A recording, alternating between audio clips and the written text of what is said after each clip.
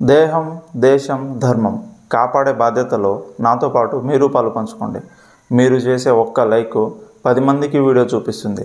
అలానే షేర్ చేయండి, సబ్స్క్రైబ్ చేయండి. వీడియో పైన సలహాలను కామెంట్లో చెప్పండి. ప్రస్తుత సమాజంలో చాలామంది మహిళలు థైరాయిడ్ అండ్ పీసీఓడి రోగంతో విపరీతంగా బాధపడుతున్నారు. రోగాన్ని నేను తగ్గిస్తాను అని చెప్పట్లేదు, కానీ బాధని తగ్గించే శ్రేయోభిలాషిని మాత్రం ఖచ్చితంగా అవుతాను. బాధ తగ్గింది అంటే రోగం తగ్గినట్టే. ఎందుకంటే ఈ సమస్య శరీరానికి సంబంధించి ఎంత ఉందో మనసుకి సంబంధించి అంతకంటే ఎక్కువ. చెప్పాలంటే శరీరాన్ని నియంత్రించేది మనసే కదా. ముందు ప్రకృతి మరియు వికృతి అన్న పదాలకి అర్థం తెలుసుకుందాం. ప్రకృతి అంటే అన్నీ సక్రమంగా ఉండడం, వికృతి అంటే దానికి విరుద్ధంగా ఉండడం. సక్రమంగా ఉంటే మనకు సమస్యనే రాదు. మరి విరుద్ధంగా ఏం జరుగుతుంది మనలో? మనం తినే ఆహారం మలమూత్ర రూపంలో ఎలా బయటికి వచ్చేస్తుందో అలానే మన అలవాట్లను సరి చేసుకుంటే మన ఆలోచనలు కూడా మంచిగా జీర్ణమయ్యి మనసు ఖాళీగా ఉంటుంది. అంటే థైరాయిడ్ సమస్య దరిదాపుగా వెళ్ళిపోయినట్టే. థైరాయిడ్ ఒక్కటే కాదు, దానితో పాటు మాసిక ధర్మ సమస్య కూడా ఖచ్చితంగా వెళ్ళిపోతుంది. ఫస్ట్, ముందు సమయానికి నీళ్లు తాగడం, శరీరంలో ఉండే వ్యర్థాలు బయటికి పోవడానికి సరిపడా నీళ్లు తాగడం ఒక్కటే మార్గం. ఖచ్చితంగా రోజుకి 4 లీటర్ల నీళ్లు తాగండి. రెండోది, బేకరీ ఫుడ్స్ ఇంకా ఫాస్ట్ ఫుడ్ మాత్రమే కాదు. ముందు ఇంట్లో వండే వంటల్లో ఫ్రై అసలు ఉండకూడదు. ఎప్పుడూ కూరలో నీటి శాతం ఎక్కువగా ఉండేలా చూసుకోండి. మూడోది, తేలికగా జీర్ణమయ్యే ఆహారాలు మాత్రమే తీసుకోవాలి. అంటే మాంసాహారం మానేయాలి. ఒకేసారి కుదరకపోతే నెలకి ఒకసారి అని లేక పండుగలకు మాత్రమే అని నియమం పెట్టుకోవాలి. జన్యు మార్పిడి విధానం ద్వారా ఏర్పడ్డ ఆహారాల జోలికి, నిల్వ ఉండే ఆహారాల జోలికి అసలు వెళ్ళకూడదు. మనం తాగే పాలు ప్రకృతి సిద్ధంగా మనకు రావట్లేదు. అంటే మనం గేదె పాలు తాగితే ముందు అది గర్భం ప్రకృతి పరంగా దాల్చిందా లేదా ఇంజెక్షన్ వేయడం వలన అనేది మనం గమనించాలి. అలానే తీసుకునే ఆహారం ప్రకృతి సహజంగా పండినది కాదు, దేశవాళీ విత్తనాలు కాదు. గుర్తుంచుకోండి, మనం ఏం తింటామో అదే మనం. 4, శారీరక శ్రమ చాలా అవసరం. ఇంట్లో ఉండే అన్ని పనులు మెషిన్ సహాయం లేకుండా మీరే చేసుకోండి.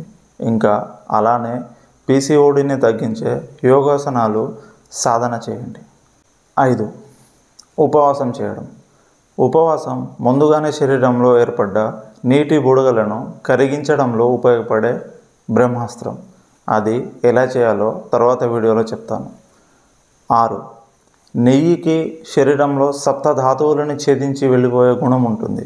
ఇంకా గర్భధారణకి అది ఎంతగానో తోడ్పడుతుంది. నెయ్యి లోపలికి వెళుతున్నది అంటే లోపల ఉండే వ్యర్థాలు బయటికి పంపిస్తున్నది అని అర్థం. ఆయుర్వేదంలో పంచకర్మ చికిత్స కూడా ఇలానే చేస్తారు. గేదె నెయ్యి తొందరగా జీర్ణం అవ్వని ఆహారం కాబట్టి దాన్ని తీసుకోకండి.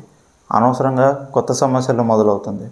బజార్లో దొరికే నెయ్యి కూడా కాదు, స్వచ్ఛమైన దేశీ ఆవు నెయ్యిని రోజు ఆహారం తీసుకునే ముందు 2 చెంచాలు తాగండి. 7, శరీరానికి ఆహారం ఎంత అవసరమో మనసుకి కూడా అంతే అవసరం. ఆ ఆహారమే భక్తి. కేవలం రోగం నయం అవ్వాలి అని మొక్కుకుంటే సరిపోదు. అలా మొక్కితే దరిదాపుగా ఏ దేవుడు వరం ఇవ్వడానికి ముందుకు రాడు. ముందు దేవుడు అంటే ఎవరు, దేవుని మార్గం ఏంటి, దేవుడు చేసిన పనులేమిటి, అసలు దేవుని అవతారానికి కారణం ఏమిటి అని వివరంగా తెలుసుకోవాలి. అంటే ఖచ్చితంగా ఆధ్యాత్మిక ప్రవచనాలు వినడం ఒక్కటే దానికి మార్గం. 8, శరీరానికి నాసిరకం ఆహారం ఎంత ప్రమాదమో మనసుకి నకిలీ బంధాలు అంతకంటే ప్రమాదం. మన బంధాలను మనమే నకిలీ చేసుకుంటే మన మనసు ఎప్పటికీ శాంతించదు, మన రోగం ఎప్పటికీ నయం కాదు. సినిమాలు, సీరియల్స్కి దూరంగా ఉండండి. దానివల్ల మీ మనసులో అనవసరమైన అనుమానాలు, భయాలు పెరుగుతాయి.